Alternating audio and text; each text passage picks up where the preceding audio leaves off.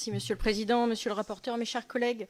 À travers cette proposition de loi qui est en lien avec celle qui a été présentée par nos collègues LR, nous démontrons notre volonté d'agir sur un sujet qui préoccupe nombre de nos concitoyens. 9 Français sur 10 se disent excédés par la répétition d'appels non sollicités, en y apportant une réponse qui soit à la hauteur des désagréments subis. En effet, la prospection commerciale peut être perçue et vécue comme une démarche intrusive par les personnes sollicitées.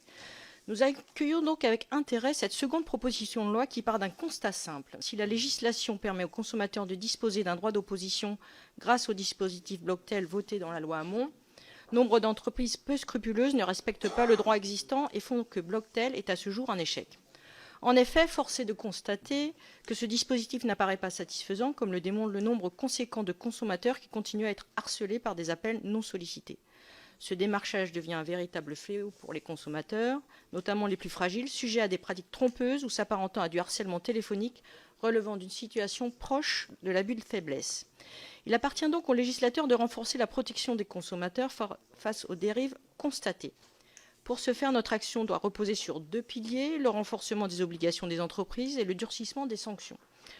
Car l'on peut ajouter toutes les obligations que l'on veut, si les sanctions ne sont pas dissuasives, les résultats ne seront pas au rendez-vous.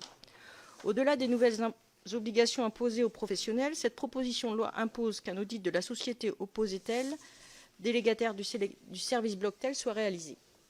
Cet article nous paraît intéressant pour permettre l'identification d'éventuels freins ou carences dans le dispositif. En effet, depuis son lancement en juin 2016, parmi les 3 millions de personnes inscrites sur la liste Blocktel, un tiers a procédé à des réclamations suite à la persistance de ces appels incessants. 2 ans après, force est de constater que cette plateforme n'a pas donné les résultats attendus. Nous avons toutefois une réserve sur l'article 6 qui vise à lutter contre les appels frauduleux à l'aide de numéros surtaxés. Je souhaiterais vous entendre, monsieur le rapporteur, sur sa mise en œuvre en pratique. Pour conclure, comme je l'ai dit précédemment, la réponse au démarchage abusif ou frauduleux doit passer par un durcissement des sanctions. C'est l'objet des articles 3 et 4 du présent texte qui les augmente significativement.